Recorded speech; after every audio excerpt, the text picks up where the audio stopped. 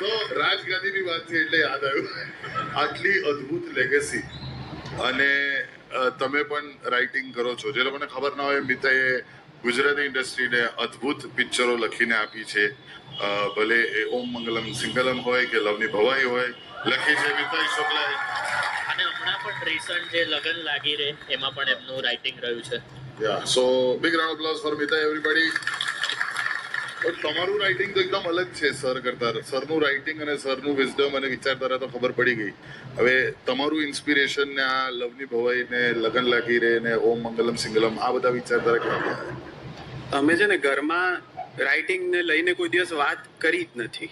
એટલે એમના જેવું મારામાં આવે એવું લગભગ સ્કોપ એટલે નહોતો, કારણ કે હું બેઠો જ નહીં સાંભળવા.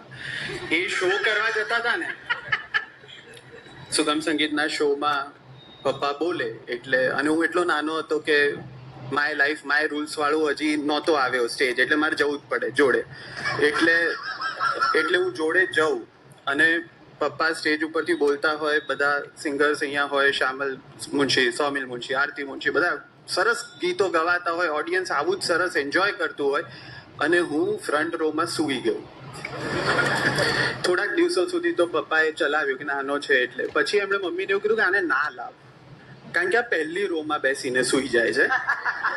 અને કોઈ બી પરફોર્મરને એવું જોવું ના ગમે કે આ પહેલી જ રોમાં કોઈ ઊંઘી જાય છે. અમે એટલું ખરાબ પરફોર્મ કરીએ છીએ. એટલે જ્યાંથી બી મને કાને પડે સારી વાતો, એવી જે જગ્યાઓ હતી ને ત્યાં હું ગયો જ નહીં. પણ એની એક અધર સાઈડ એ છે કે એમણે એવો આગ્રહ પણ ના રાખ્યો કે તારા કાને પડવું જોઈએ. એટલે જો એવું થાય કે એમના જેવું લખવા માટે કદાચ એમણે મારી પેન પકડી રાખી હોત ને, તો એમના જેવું લખતા હું શીખી ગયો હોત.